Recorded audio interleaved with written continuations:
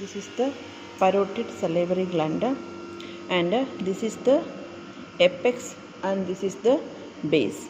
And here we have this is the anterior border, and this is the posterior border.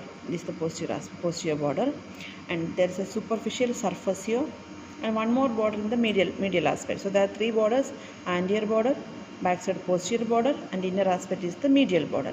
Or that medial border is little more towards the inner aspect. So it's like directing to the pharynx. So we can call it as pharyngeal border. Medial border, otherwise known as pharyngeal border. Apex in the lower aspect, base in the upper part. Three surfaces. One is superficial surface. This part is superficial surface, convex, and there is a inner medial part. The inner aspect is the medial part. This is the superficial. So inner is the medial part. So medial part has two divisions. So that's two surfaces, anteromedial. Behind is the posteromedial. So anteromedial surface is the front one. Posteromedial is the backside surface, medial aspect. So now I told the total. These are the main parts of the salivary glands. Now this salivary gland, this area. See, look at this lower aspect. There is a fascia comes, investing layer of the cervical fascia, that splits into two. That's one is the superficial lamina, thicker one, that forms the parotid fascia covering the thickest fascia, and behind superficial deep part. Next one, it is the here superficial fascia is covering, and next comes some platysma muscle, the superficial surface. So first we have superficial fascia along with the platysma in this region, lower aspect, and greater auricular nerve can come from behind post aspect. Greater auricular nerve can extend to that. Then another one is the investing layer of the cervical fascia comes here, investing layer of cervical fascia, and it splits into two. I mentioned superficial lamina, deep lamina. Superficial one is the parotid fascia, and deep lamina is the inner aspect attached.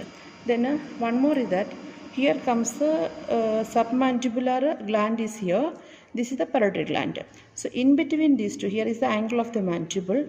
So here the stylomandibular ligament is coming and dividing this two division. Like that stylomandibular gland is stylomandibular ligament is the demarcating line between, above that splitting this area into two. Like above that we have a parotid gland, below stylomandibular ligament we have this submandibular gland. So that is one more thing you can remember. Now we have anteromedial surface. So anteromedial surface, the structures mainly, see here, this is the mandible, angle of mandible. Here this is the Masseter muscle.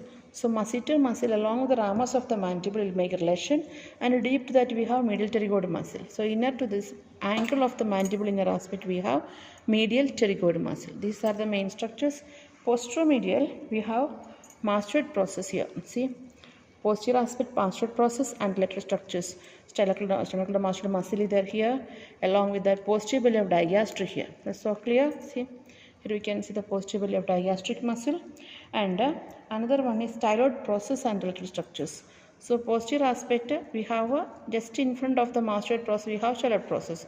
So all the structures, there are 5 structures, 2 ligaments. Stylomandibular comes from there, and one more is the stylohyoid ligament. 3 muscles are there: styloglossus, stylopharyngeus, and stylohyoid. So these 5 structures along the styloid process is making another relation on the posteromedial surface of the parotid gland. Then we have, see, this is the common carotid artery. So internal carotid artery is making posteromedial aspect another relation along with internal jugular vein. That's another relation on this area. Then we have the base part there. No, here this region. So base is the other name is the superior surface. I told upper surface or base. So here mainly related structures are one is that external acoustic meatus is there. No, auditory meatus. Look at this.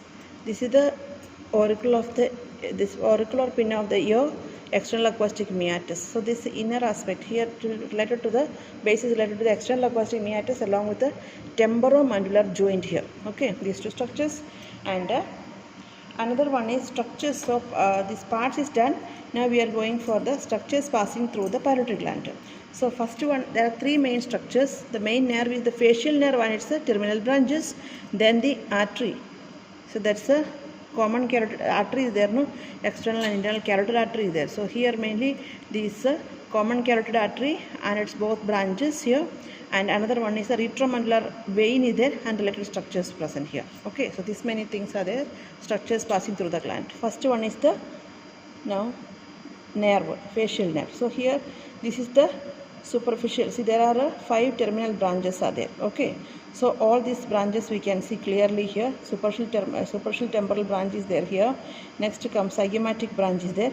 Upper and lower buccal branch. See, buccal branch divides into 2, upper and lower buccal.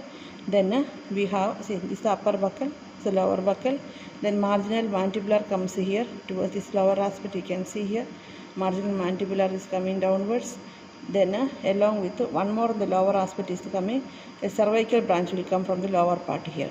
So that there are 5 branches arising, terminal branches of the facial nerve. Another one more structure to the anterior border you can see is the parotid duct. See, the parotid duct is around a 5 cm long structure.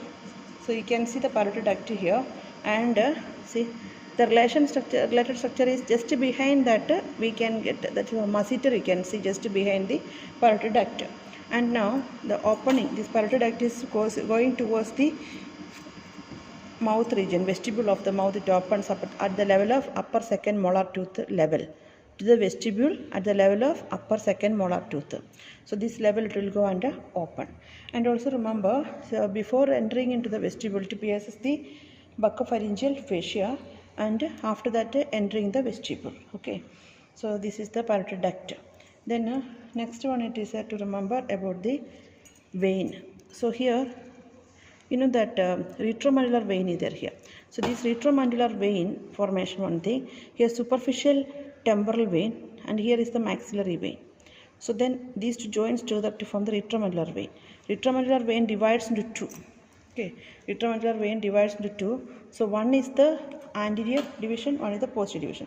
Posterior division joins along with that this posterior auricular vein to form the external jugular vein, and again that anterior division joins with that common facial vein. Okay, so that continuation you can see next here. That is one more thing can remember. Then again, so you should know the superficial venous supply in this region on the face as well as the upper part of the neck region. Okay, so that retromandibular vein formation and subdivision into anterior, posterior and continuation and drains into the jugular vein. These all things you should know. Along with that common carotid artery. See, this is the common carotid artery. It has 2 division. So this is the external carotid artery front side here. Internal carotid artery is here. So when I see this one, so this is the internal carotid artery. So this external carotid artery here, and it is passing through this gland. The terminal part is passing through the gland. Their division taking place into 2. One is superficial temporal artery here you can see. Another one is maxillary artery deep. That's 2 terminal branches also divides here. Total 8 branches. So this artery, see, look at this. This is the common external carotid artery. So this branch is superior thyroid artery, and comes see here, superior thyroid artery going towards thyroid gland. Then comes facial artery and lingual artery. Then ascending pharyngeal artery from the middle aspect. Then again coming upward occipital artery and posterior auricular artery. Then comes temporal artery and the superficial temporal artery and also the maxillary artery. So these are the 8 branches, and this division also you should know this much about the parotid gland. Thank you.